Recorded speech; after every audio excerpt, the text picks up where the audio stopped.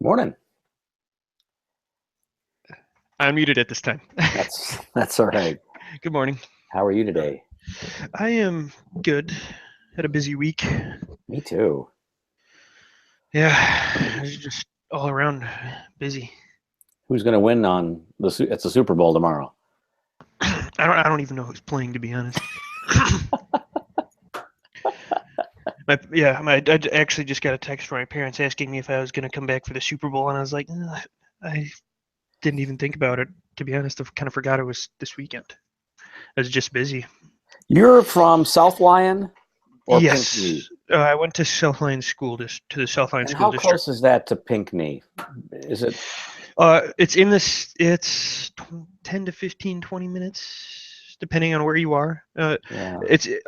I can tell you that South Lyon schools and Pinckney schools play each other. right. They go out. They went as far west as Novi and Northville, and then I'm sorry, east, and Gotcha. then we went out west to the other Right. schools out there. So I have a student that is from Pinckney, and she says that there's an enormous heroin problem there. Really? For not only the middle schoolers but the grade schoolers. Well, that is a surprise to me. I don't know a whole lot about Pinckney because it's not that close to where I grew up. We only played their sports teams there. It's a small city, if I recall Right, correctly. The Pinckney School District and the Howell School District shared right, the same bowling alley for right, their bowling team. right. So Pinckney's a small city. Uh-huh. Yeah, and that's what I've seen looking at sort of mappings that she's done, and it strikes me as kind of still countrified, small town. Like I know she's giving me all the data, I just can't recall it, sitting here right now. But it's literally killing off the population there. The Really? problem is so rampant. I mean, Anna is pretty close to Pinckney, being out in Howell, so she Yeah. might know a little bit more about it. And Cause and I just saw that she's got her house on the market now. Anna does she? is. Yeah. Yeah. She's been telling me that she's been wanting to move a little bit further out here, Hmm. for a few different reasons, but part of it is she just wants to not be so out in the boonies, Yeah, which and Howell is. yeah, and also I think maybe conversely being closer to more uh, job choice should a new choice need to come up, right? Hmm. She's going to be finishing up in school soon, and that's usually the sort of moment that you all start to go, now I've got this diploma. How do I want to apply my trade Hmm. in this next step in my career, right? Yeah. The last time I talked to her, she was thinking somewhere or around maybe Milford, Sure. a little bit further north towards M59, Yeah. that Yeah. area. Heartland and Highland, those Yeah, are nice parts of yeah. the She world. she said Heartland, and then I said maybe uh, Milford because that's a very nice city. Yeah, it is. It is. Sounds good. Okay, so did you go to the James Timberlake lecture last week on campus? No, I did not. Um, I did not either, but I've heard him before, and he's very good. You should try to hit those lectures, whenever you can, because you're one of the few people, actually, Nathan, that actually lives on campus, and that stuff's really that can be really inspiring for you. Mhm. Yeah, I've attended them occasionally, but ever since I got into the graduate program, it's Yeah, it's tough because you're working full like time. my yeah, that and my actual time spent actually on the campus across the street is a lot lower. So Sure. Well, also, I think you have your classes at night, so it's hard to synchronize the scheduled lectures with previously scheduled classes, so I know it's a rub. Mm-hmm. Well, let's get into your stuff, and so you can go on about your day. All right. I didn't get as much done as I would have liked That's all right. because I was busy this week, but I'm not that concerned about it because I did manage to put together. You remember that financial analysis sheet I showed you a PDF of? I do. Well, I spent some time putting together an Excel document of it, so it's dynamic. So I just put in the numbers that I know, and then it fills everything out for me. Good. It took me a few hours to get everything together, so I can screen share that with you. Please. Yeah, there it is. Okay, you see it? Yes. So the first one I did was the first analysis I did was of the single family and carriage house. Right. Right here. Yes. These two. Yes. So I started with just the carriage house because that's what I did the cost analysis on. Mm-hmm. And here I put some notes down. So with just the carriage house, and it didn't really work out in terms of the finances. I had about a negative 3% return if I just did this in the analysis. I'm sorry, I'm pointing at a screen and you can't see me right now. So let's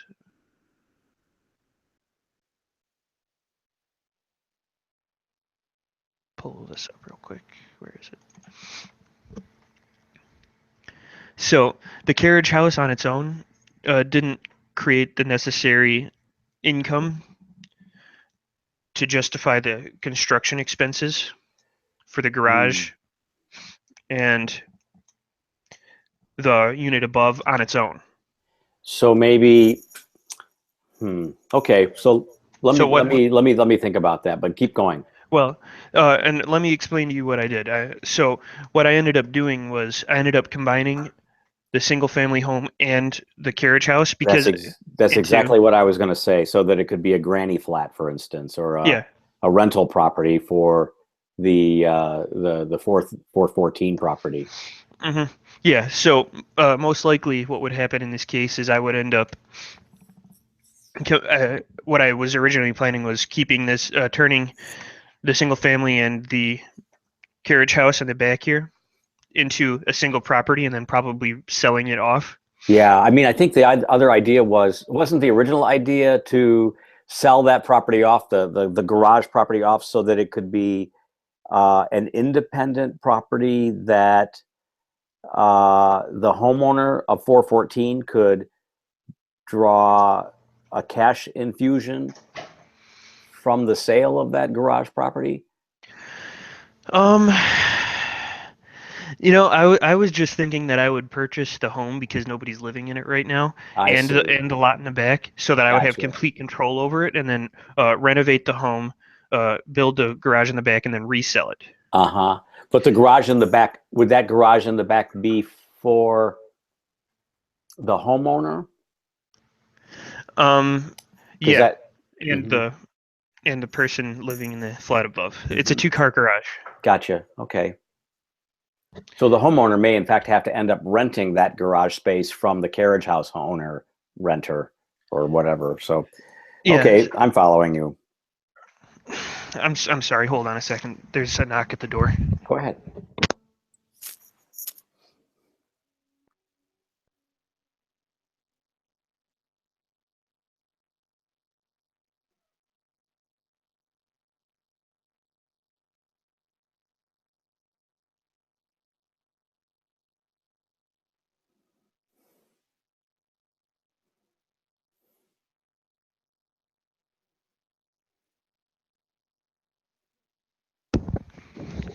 Sorry. Go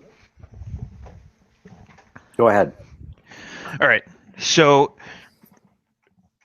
in terms of the financial analysis, this is what I've got here. I will maybe zoom in a little bit because it's probably pretty small. So this is Okay.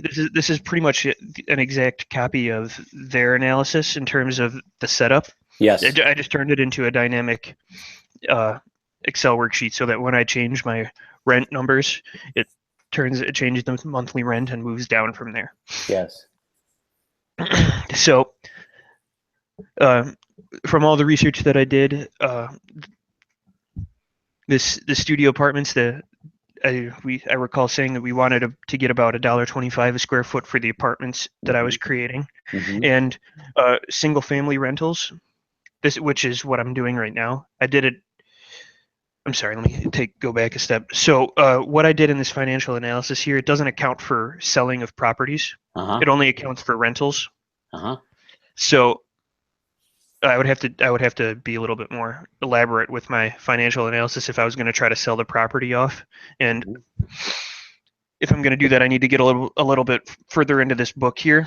So I decided to just consider reselling, just keeping both the house and the carriage house together as one property and renting it out as one property in terms of income. That's what I've got shown here. Okay. Okay. So kept the single family at $1 a square foot. The exact square foot of that house, I don't know, but it's somewhere around 2,000 to 2,200 for the two stories, not including the attic or the basement, obviously. So I kept that right at $1 because 2,200 a month is pretty expensive, but it's a 3 or 4 bedroom house for sure, given the size. So it might actually end up being less than that, but I'll just keep it there for now. And then $1.25 for the studio apartment, which comes across.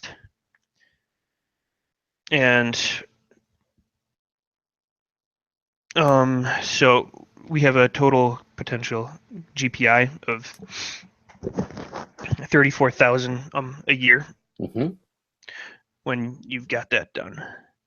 And what you'll notice here is that it doesn't matter. I don't need to tell you that. So these numbers just keep going down as we go. So vacancy factor, remove the 5% for rental costs for moving in, leaving. They recommended keeping it at 5%. I think for commercial properties, they do 7 is what they recommend. So because it's just what it is. That's what they recommended. And then, so that comes to gross operating income. And then remove the annual operating expenses to create an NOI of 24.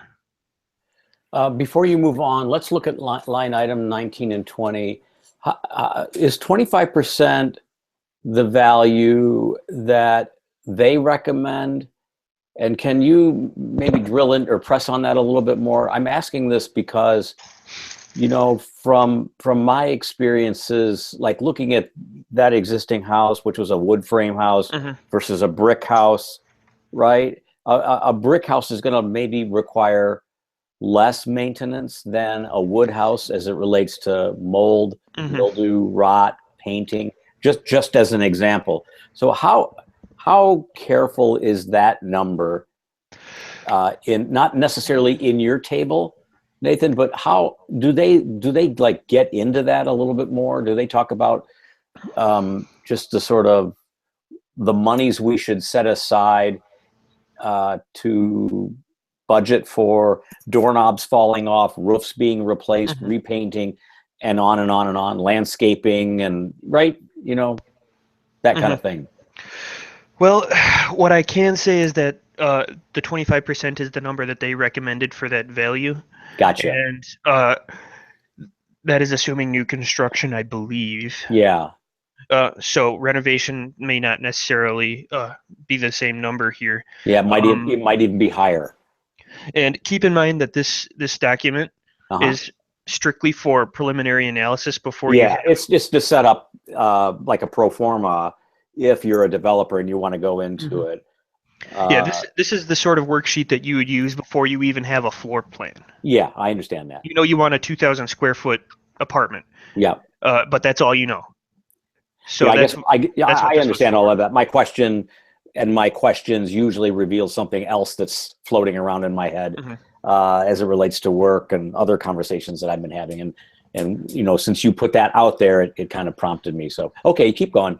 So yeah, this is what they call a static pro forma. Yes. And then it turns into a stabilized pro forma, which I would probably create after I've done all of the static analysis and Yes. reevaluated any design choices that I want to, in the next coming months. And then Okay. I'll create a new document that says actually that is going to be called a stabilized pro forma for the So entire walk me project. through how you got to the NOI again then.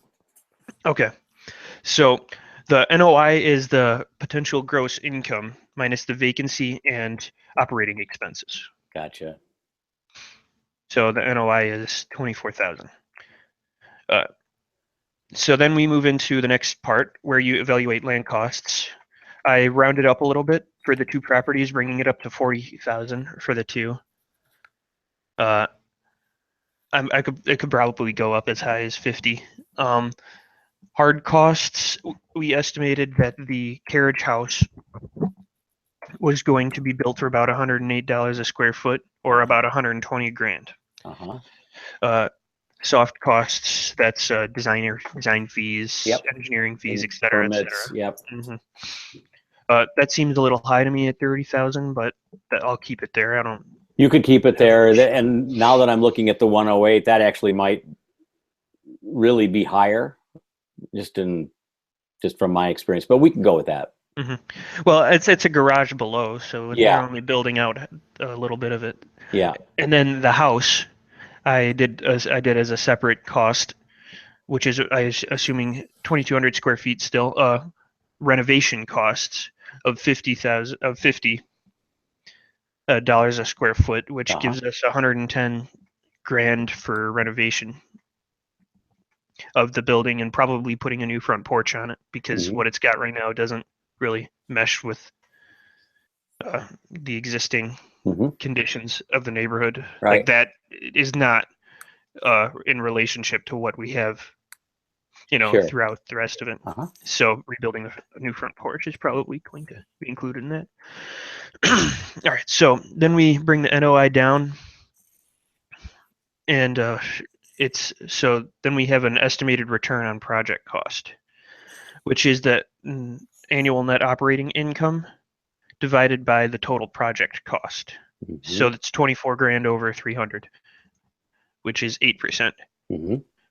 This was 3%, negative 3% with just the carriage house. Gotcha.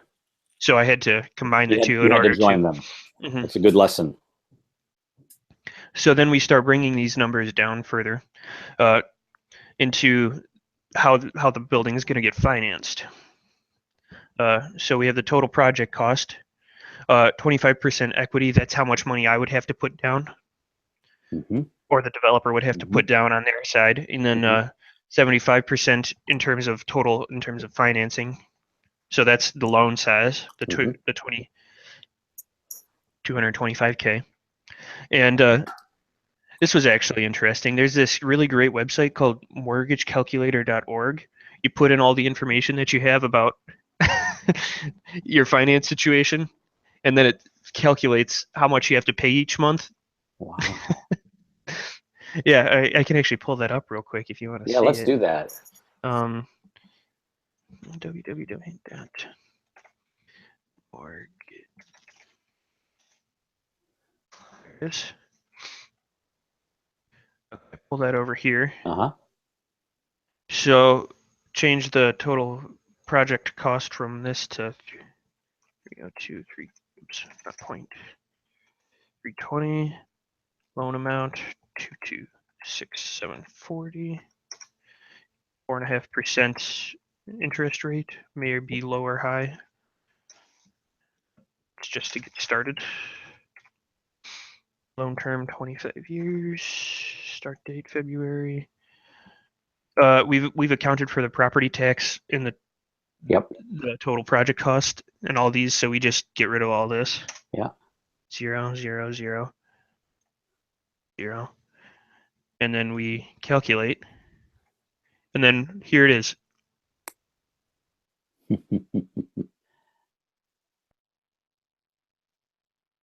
That is amazing. Mortgagecalculator.org. I will look at that. Yeah. So it was pretty good. Can you run can you run that note to a 15-year note to see what that does?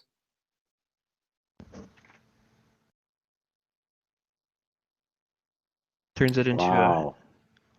It's not that much more out of pocket, but it saves a lot of pain the last 5 years or last 10 years. You know what I mean? That's compelling. Okay, good. Thanks for that share. I appreciate it. I like that you've included it in the table. Yeah, so actually that number seems incorrect to me. I guess I didn't update it when I made the last few changes. Maybe it's 12, not 8. Yeah. Okay. I got 800 at some from the first time I did it, but let's re-put that in. I'll fix that. 1260.29. Oops.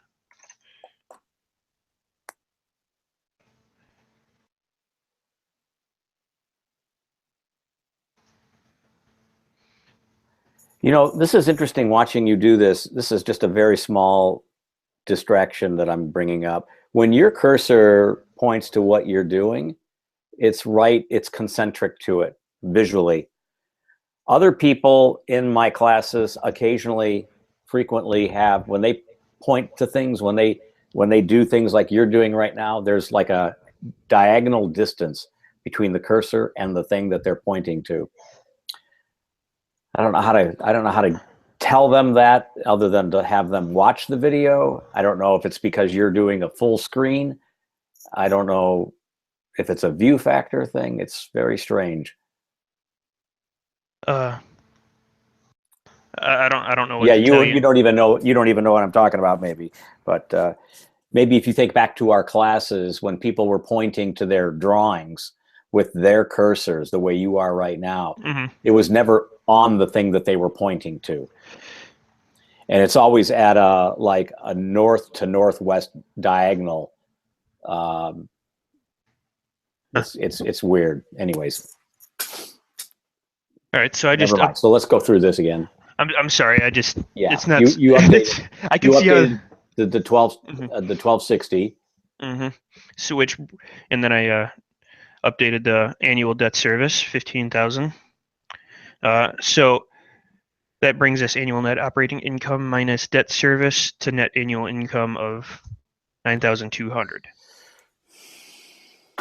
So let's talk about these last few numbers here. This one is a number that the banks look at, which is the Yes.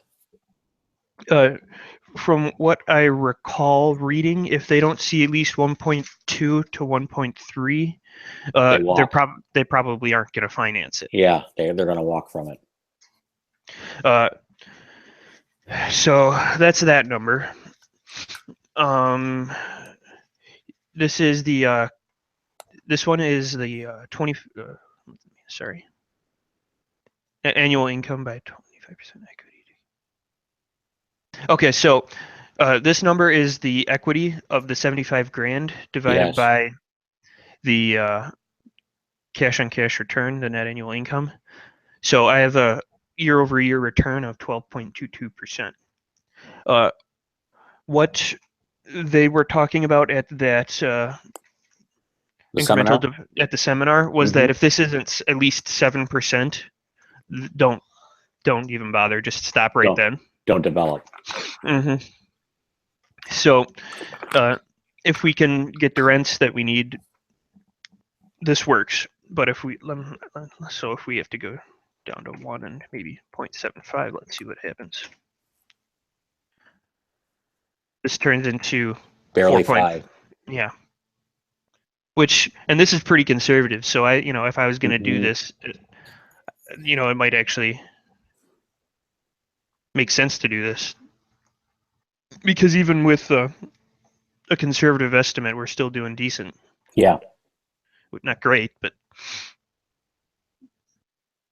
And then this last number is an estimate of the depreciation of the value of the land over the course of 25, 30 years. Approximately 8,000 in project value lost every year.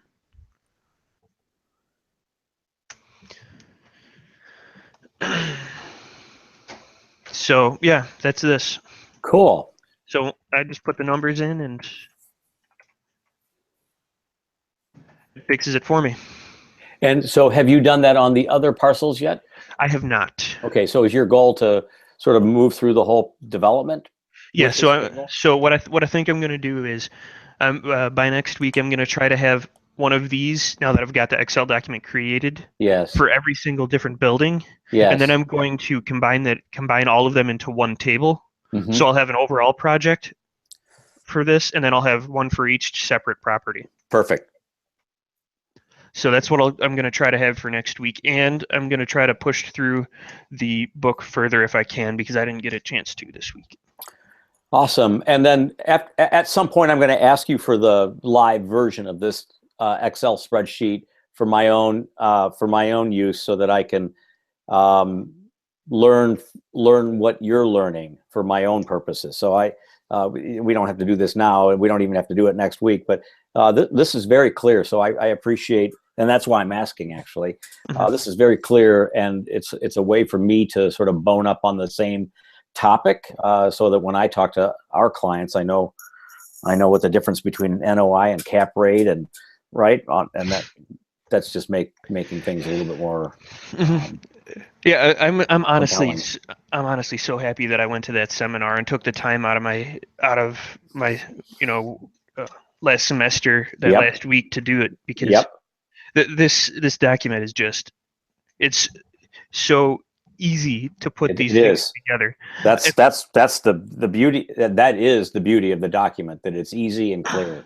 Yeah, in comparison to what the book is going over, it's going over huge multi-million, 30 million, 40 million dollar projects, and it's examining how you would develop an a financial analysis for a development of that scale, which is Sure.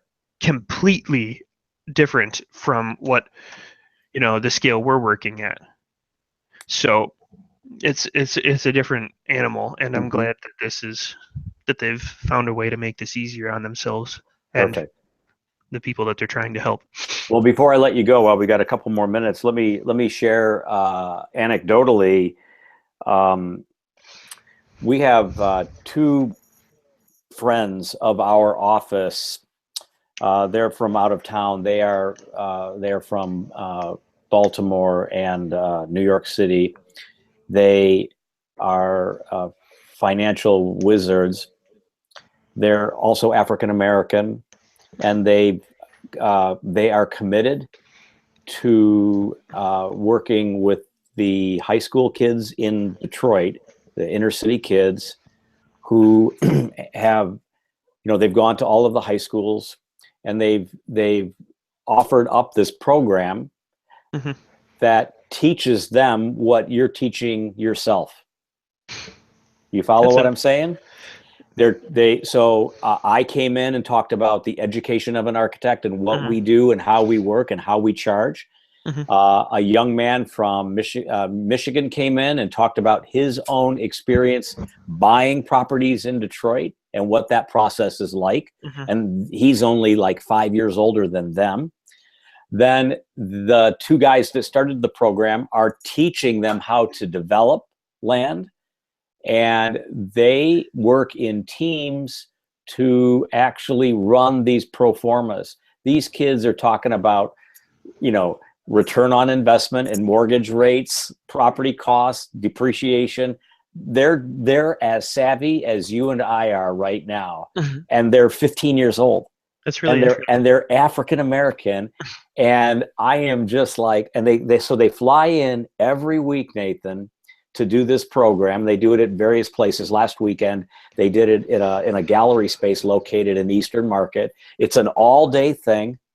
They have professionals come in from literally all over the country to teach and coach and mentor for like 8 hours. They're fed, and I gotta tell you, it's just totally amazing, because these kids are gonna be hmm like, savvy at something really, really relevant, right, to their own hmm adulthood. And so I'm just I just, the parallel here is just really extraordinary. Working Yeah. with you and then seeing them occasionally. I don't go to every week that they do this, but I've gone to several of them. And Tracy and I actually went down to the Eastern Market one. We kind of crashed it and kind of walked out just like really hopeful, you know, and really optimistic that there was going to be good from all of this. So I thought you'd appreciate that you're not alone as you're learning this. Well, yeah, that's really interesting because the Incremental Development Alliance, that's exactly what they're trying to do. The ultimate goal of the organization is to assist with the rebuilding of the inner cities, Sure. because nobody's interested in that one random residential property No. that, you know, Dan Gilbert doesn't want that residential property, but the incremental developer can make a significant amount of money off of one of them and start to generate a significant source of income from it Sure. over the course of the long term. So Yeah. It's cool. to see that they're targeting the citizenry of Detroit Right. Right. to rebuild Detroit is Right. that's good. It's very interesting, and it's actually kind of, because now that I don't go, now that I've only gone to like 4 out of, I mean, they've been doing this since July, so I've only gone to maybe half of them. I'm already seeing, like, just physically and emotionally in the kids, the subjects that are learning, I'm seeing maturation, confidence, poise, intelligence. I'm seeing that stuff like manifest itself in them. It's just like, whoa, these are not the same kids that I met in July, right? It's just pretty cool. Anyways, we'll see you next week. All right. Sounds good, Mark. Thanks, Nick. Have a good day. Yeah, you too. Bye.